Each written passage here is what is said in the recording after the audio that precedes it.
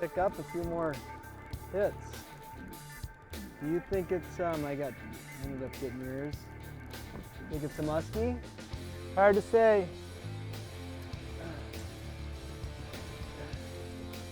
I didn't see it, did you? No. Okay. All right, just keep your line tight. I got this thing. That's professional action there. Netter? That's musky. Nice. Cool, Brian.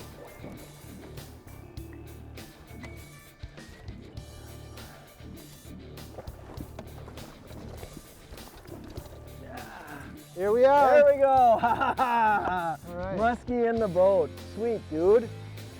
Yeah, let's see that baby. All right, here we go. Beautiful, beautiful musky.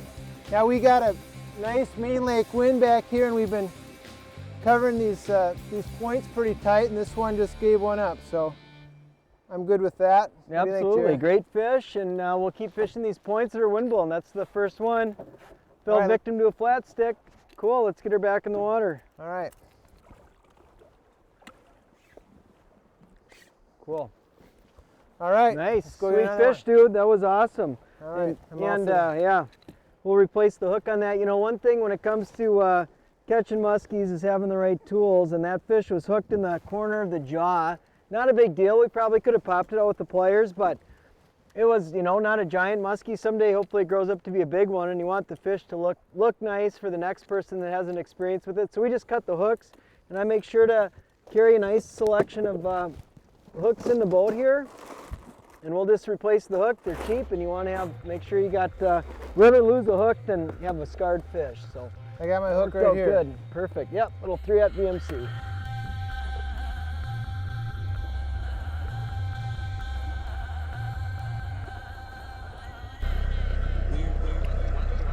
The gear we're using for this musky trolling is specialized specifically for this application. On the rod side, we're fishing with the St. Croix Premier. It's an 8-foot, heavy, moderate action rod. This rod can take a big planer board like Brian's got on there. It can handle the load of big baits. And of course, it can absorb the shock of a big fish when you're going at a relatively high speed and everything folds up. It's not going to tear out the hooks. On the line side, we're fishing with Suffolk 65-pound metered braid. This line is a different color every 25 feet. This is a very useful tool if you're not fishing with a line counter reel. And even if you are, you've got backup redundancy to fish it on a line counter. And the line counters we're using are the Quantum Controller. This is a size 20. It's got plenty of line capacity, and it's also got, of course, the clicker. It's such a great sound when you've got your rods in the rod holder and you hear that a fish has bitten. But if you're gonna head out and musky troll with the equipment that you've got, one thing to remember is make sure you've got a light drag, so if a fish bites, it can pull line. And I would strongly recommend using a metered line, and probably the lightest musky rod that you can get away with, so the rod will flex and it's not real stiff when you're trolling. You do that, you're gonna be in business. If you notice the distance that we're fishing here, this is really an ideal shoreline where you've got Jeremy's running his bait back, straight back behind the boat. I'm trying to split the distance with the shoreline with running the planer board, and you see what I'm doing? I'm managing the distance all the time by reeling in and letting more line out. What I'm able to do a lot of times, I can get that planer board where that bait's diving down about 7-8 feet where Jeremy's down in 10 feet. And a lot of times I'm able to get right up next to that shore.